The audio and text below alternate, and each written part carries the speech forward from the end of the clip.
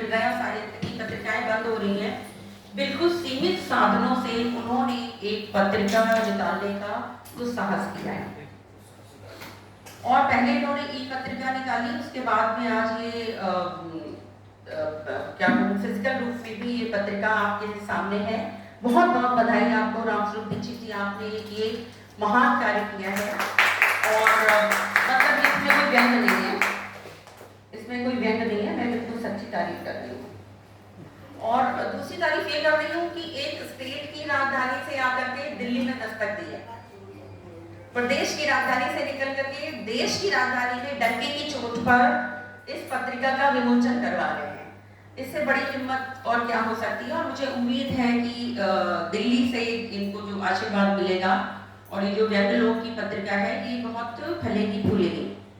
व्यंग लोक जैसा कि नाम से ही जाहिर है, इसका जब अवतरण अंक मुझे 3 महीने पहले प्राप्त हुआ तो उसमें व्यंग लोक के अंदर लोक ही लोक है। कई लोग हैं कि पुरखों की कुठारी से लोग, कथा लोग, काव्य लोग, और सबसे बढ़िया जो उसमें था फेसबुक लोग।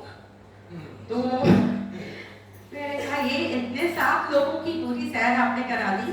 और लोग कहते हैं कि पूत के पांव पालने में, लेकिन जो स्तर है इस पत्रिका का, मुझे तो लगा कि पूत के पांव जो है वो ठुमक के चल रहा है, पालने से पहले ही पूज लिया वो। और जो उसकी चाल रही है, मुझे विश्वास है कि ये पत्रिका बहुत नाम कमाएगी और व्यंग के क्षेत्र में बहुत अग्रणी रहेगी। क्योंकि व्यंग लिखना आसान नहीं है, मैंने कवि होना आसान है, साहित्यकार जो साहित्य लिखते हैं, जो गद्य में लिखते हैं तमाम विधाओं में, वो भी आसान है। क्योंकि जो कविता लिखना है कि लिख दिया आपने, काम खत्म हो गया, कहते हैं ना कि भरा नहीं जो भावों से, तो वो कवि नहीं हो सकता। भावों से भरा हुआ है तभी वो कवि है। लेकिन जो एक व्यंगकार है, बहती जिसमें रसधार नहीं, मुझे लगता है कि व्यंग के लेखक के लिए जो है वो रस और धार दोनों होना बहुत जरूरी है।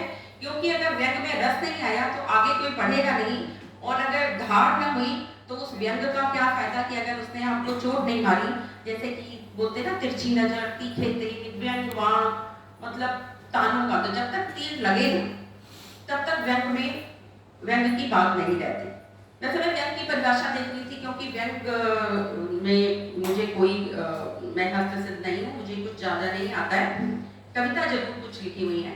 तो व्यंग की मैं परिभाषा देख रही थी, उसमें लिखा था प्रकारांतर से कोई बात कहना, कोई मजाक की बात करना, कोई किसी को शर्मिंदा करना, किसी का अपमान करना।